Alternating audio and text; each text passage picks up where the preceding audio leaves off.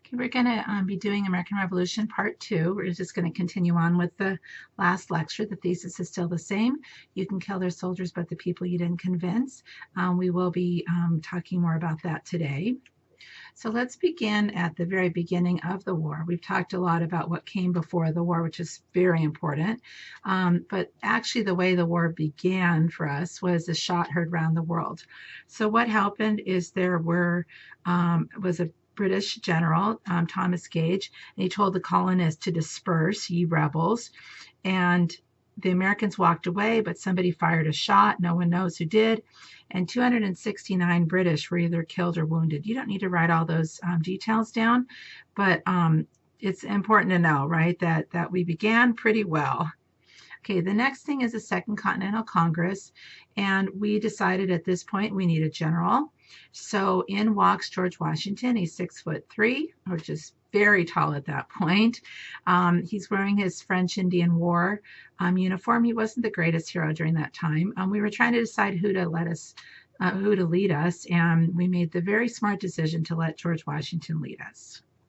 So that's the Second Continental Congress. Okay, then we get Bunker Hill, and I'm not going to be going over obviously every single battle, but we're going to hit some highlights to get some themes. But that's your first question for this time. The British made the militarily foolish decision to charge at Bunker's Hill, and so colonists were able to shoot them down easily. What do you think either side was thinking before and after the battle if they survived? So this is going to give you some insight on where the British are coming from, and then how we're thinking. So just to tell you what actually happened, which won't answer the question, but the British did charge up the hill twice. We were able to shoot them down, like I said, and then the third time they were able to finally take over Bunker Hill. If you go to Boston, you can still see Bunker Hill. Okay, so something else really important you need to know is this is not your typical war. For the American side, it was a volunteer army. So that means that Washington had to constantly be winning or trying to motivate people to be in the army with him.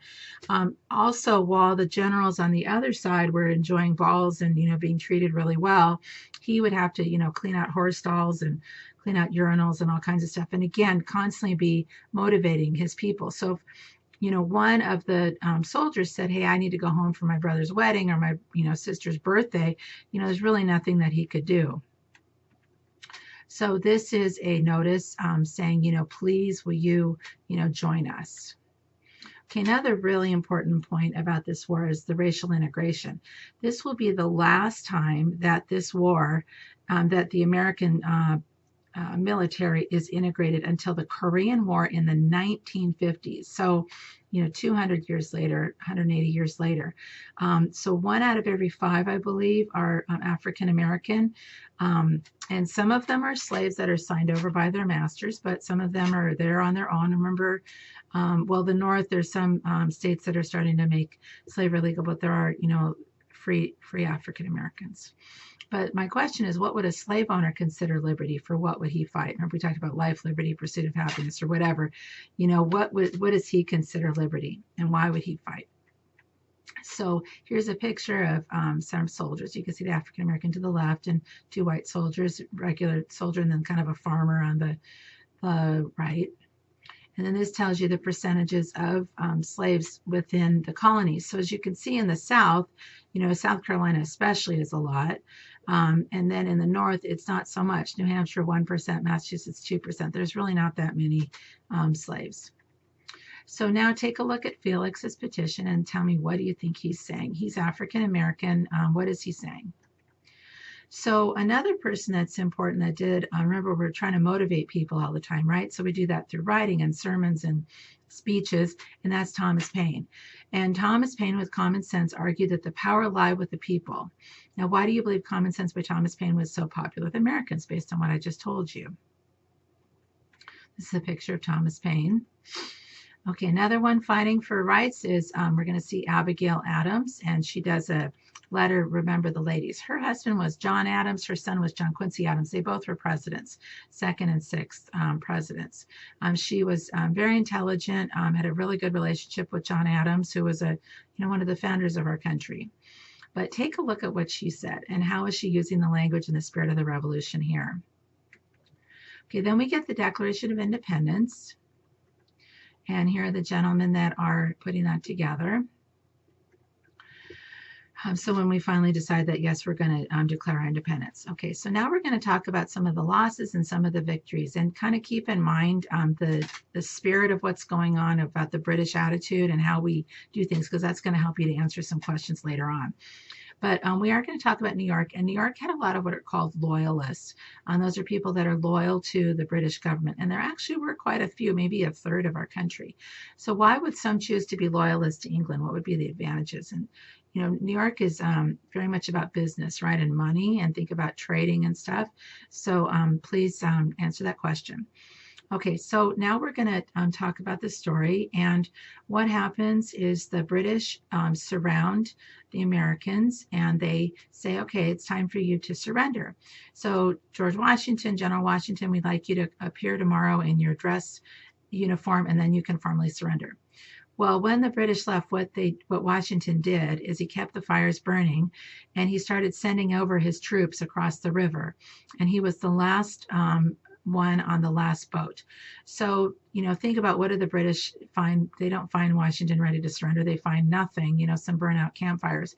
And think about what that says about Washington, that he was the last one on the last boat. You know, did he think he was the most important? You know, or was he humble and just a good leader? And are we playing by the rules? You know, no.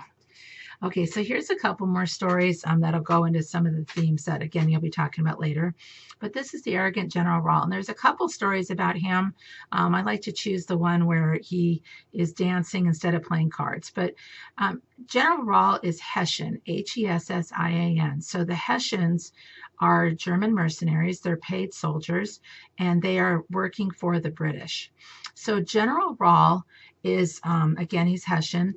And he is doing, you know, well. He's at these different balls, and he's actually having an affair with one of his lower, you know, lower officers, whatever, wife.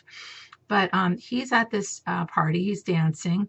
And meanwhile, the Americans are trudging through the snow, you know, barefoot, bloody feet, you know, it's really bad.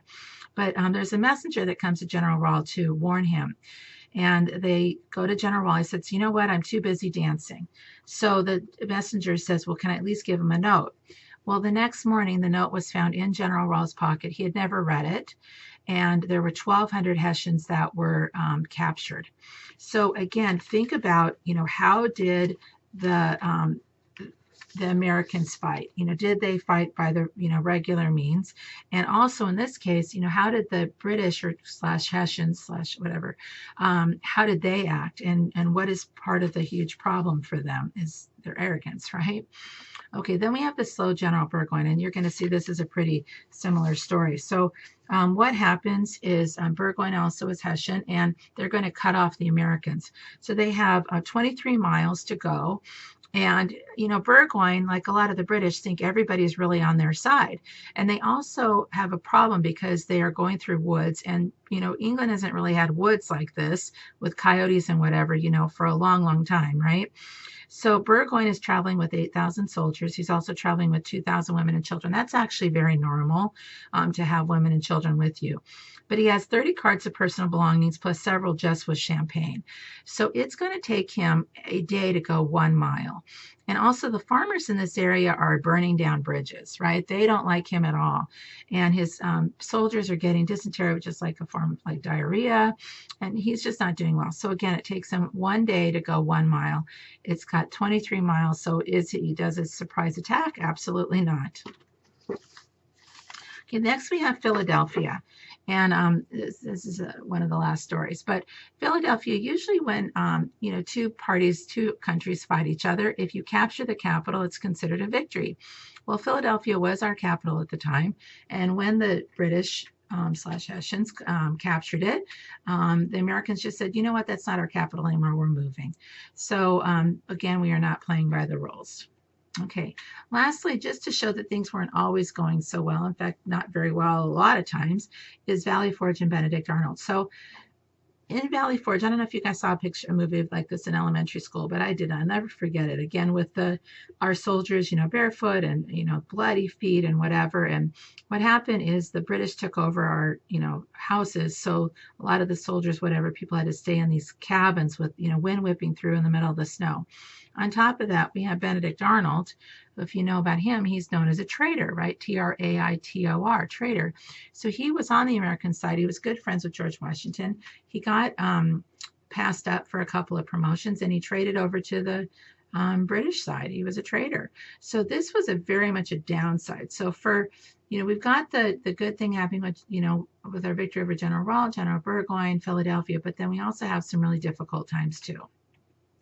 This is actually what the British thought of us. They didn't think very highly of us. But then they start thinking, wait a minute, maybe we are cutting off the head of the goose that lays the golden egg. So, can the goose that lays the golden egg lay any more golden eggs if it's dead? No. And that's exactly what they're doing with America. Remember all of the raw materials that they got from us? Well, now they can't anymore. And they're kind of wondering, maybe we messed up. On top of that, just like us when we're in a war, it's the moms and the kids that get pretty tired of these soldiers being gone. That's exactly what's happening. Here's this woman's pregnant. She's got 3 kids or 4 kids, maybe. I don't know what that other guy is. Begging the husband, please don't go over there. And the British are just getting really tired of this war. So what does it mean that George Washington would have liked to play the lion, but he learned to play the fox brilliantly?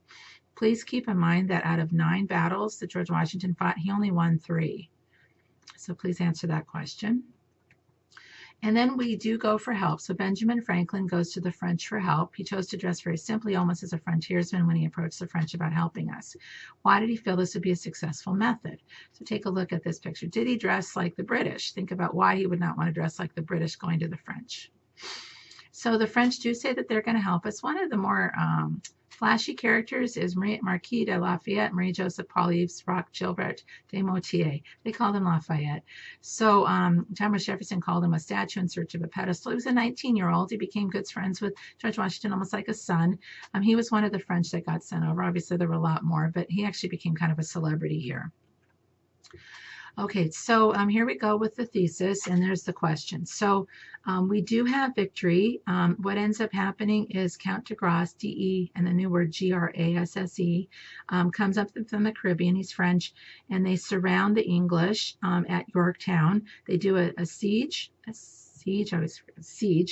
and they surround them, and the British finally give up in 1781. They do sign our official, we lost, surrender in 1783.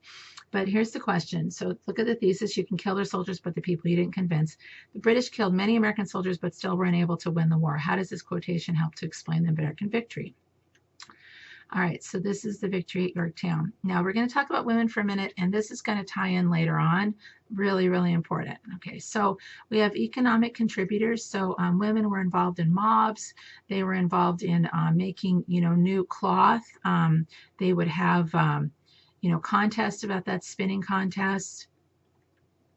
They would do riots. Sometimes if they felt that different merchants weren't, being very loyal, or they were overcharging, they would, tear down their place. Temporary war widows, when the husbands were gone, the women would act as widows and just take over the businesses, which of course they're still part of. Travelers with war, like we said, they were not prostitutes. There was about, for every 10 men, there would be 1 woman, usually doing the laundry or, cooking. They also were activists in the war. It's kind of a neat story about, it's going to sound weird at first, but just hear me out. But there's this man named Robert Shirtliff, and I know we're talking about women, but just hold on.